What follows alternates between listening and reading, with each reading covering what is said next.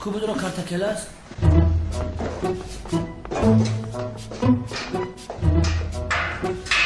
در ساخ بخن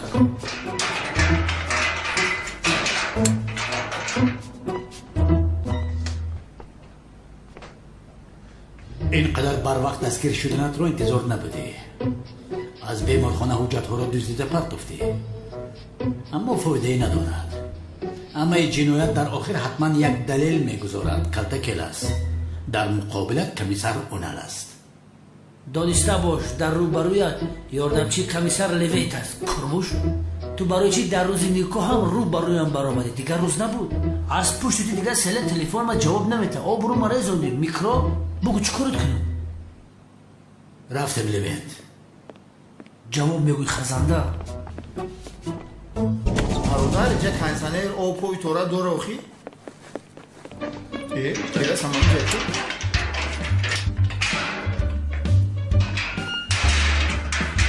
اوه استاد احمد چی خیلی شما؟ نرز هسته؟ استاد احمد بیگناه بودن شما رو در حال فهمیده انشاءالله جواب میدیم هر دویمون رو. خاموش، در بین همه دویده به گردنم سوار شده برادرم گفتی. اینجا افتیدیم استاد احمد میگویی. مگر تو دیوانه ای؟ میدونم عصبی هستید استاد احمد. انشاءالله با آسانی نجات نیابید شما. راستی که من شما رو خیال یک برادرم کلتکلاس کردم. شوکت بگو. حاضر خسته لغت شپکت میکنم. خاموش. خدا شما رو نجات دهد. رحمتی کلام استاد. استاد احمد شما پروا نکنید. من یک ادوکات گرفتم. انشالله در کوتاه‌ترین مدت شما را از اینجا میبرارم. با عنایت خدا انشالله. تکرارا خدا نجات دهد. این معلم شیری نبوده که کلاس؟ مثل تو مشکلی درست کردن نمیگردد. کار بود میکنن. شین در جایه. کاری کردگی یک امنیتی کلان را ببین. شما احمد شمشک را جنایتکاری کلان گفته دستگیر کردید. من چیکار کردم که مرا دستگیر کرده گرفته آوردید؟ بچه من ای بالاتون در سود بین المللی شکایت میکنم. من گوش شوکتی به احقامت در جای کار ما بسر مرا چه خیلی گم زدی سیوازی میبرم در شما چون زدن نکبی یگان کسته میشوست حیوان. فهمیدی لیونتا؟ این را در کدام کینو تماشا کردی؟ چی وای مداری؟ ها؟ شرم نمیداری با در گردن من ریمین میبندی؟ ها؟ من به ترسگم به طرف میخواه وای من نکن لینجا تا طرف من نلازن. گوشا پیش بدران مشکل لیونت به حرمتی نکن. شوکت برای که بطلیون فیراد بکن. استغفرالله. شوکت قریب علوی چشم بگیرم اونی که نتونیست. این گفته ها درست است؟ کلتکلاس زنده است؟ این نه کجونا مکه کانون از کجا میگه پولو میبرونم؟ احمد شمشک گفتنی آدم است. با کلتکلاس برادرم بسیار مانند است. برای همین همه مانند کلتکلاس گفته سقراط هم از پسی همو است. اونم خیال کلتکلاس کرده برده محکمش کرد. در مکتبی که من کار میکنم در همونجا معلم های چورختی که این هم خیلی کار که تورات خونه انشالله رفتیست کارش. یا خدای ما، این چی خیلی مانم باشد که همه کلتکلاس گفته از پسه شده؟ کنی ما هم یک رفته بینیم او را؟ اکا کانون در کار نیست. وای آدم با کلتکلاس یگان علاقه ندارد. یک نالزده سرخی پچکه دارد. ای با تو چی؟ از تو میپرسم مگر؟ دمد را گیر. حیوانی بیشار مثل که از او باید پرسم کی را بینید کی را نبینید. ای برادر چیکار میکنی؟ این دختر کیست؟ معلوم است که زورو نیست. کنی بینم که این دختر این طرف او طرف نگاه داره. بچه میلیسه ای کلتکلاس تو چیکار کرده ای سوده ای؟ چی گفت پس اینجا؟ این بار از دستم رها نخواهی یافت. تو رو حبس میکنم. تو چیکار میکنی؟ درخش دعا کردم سردارم. ثوابای سردارم اگر احمد شمشک کلتکلاس باشد چرا به امنیت رفته شکایت میکنه؟ یک فکر کن چرا حیاتش رفته در خطر میگذاره؟ نمیدونم لیونت. کلتکلاس است. انیق نقشه دارد. اون روزی که کلتکلاس به امنیت رفته شکایت کرده بود کو یکی از جوشن برونژلت گوش داده بود سردارم. تو جوشن ها رو میشموری؟ من هر روز حساب میکنم رفت سردار. اوی بیشرف برای همین نمرد. از دستم رهایی نداری. تو رو دستگیر خواهم کرد. لیونت تو این تشخیص ها رو گرفته به تشخیص کار بر. از نزدش هیچ دور نشو. فهما؟ قبل سردار من نزد جناب اکرم رفته بیاناتش رو گرفته میایم. فهما سردار؟ نمیترسی آخر тағам девона шая марда. О, майлаш.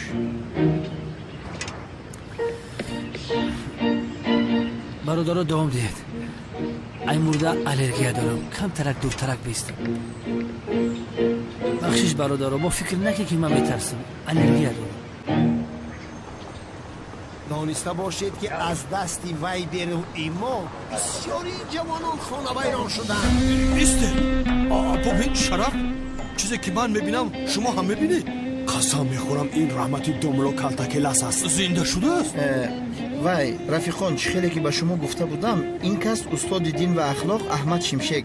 яна бинед. واقعی کنان گفتی که او کمتر مانند است. همین است مگر مانندیش ها؟ ама чӣ калтакелас риш дошт ин надора. باورم نمی آیده؟ میآید. بسم الله الرحمن الرحیم. او برادر آشخانچی تو هم در این محله زندگی میکنی چی؟ ана бинед овозшам овози калтакелас нест. ҳамин мардумам мефаҳмонам маро нафаҳмидеста.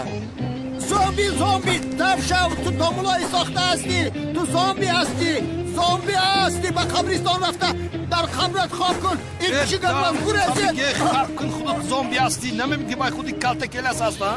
بخدو کسی میگه اگر کلتکلس نیست در زندگی خطگی بزرگ میکنه. аз куҷо монанд گورزید بگویم. як лаҳза бародаро ором бошед, асабӣ накунед мулоимонро. шумо илтимос ором шавед, ҳамаш гузашт илтимос. رفیقی نزدیکی زامبی است. زامبی است. وی رفیق دوملای ساخته است. табиги бахдол шатакашт мекунем хеста наметавонем. бахшиши зиёд мебахшед. аз шумо аз чӣ пурсам? шумо домлозиё нестед? کی؟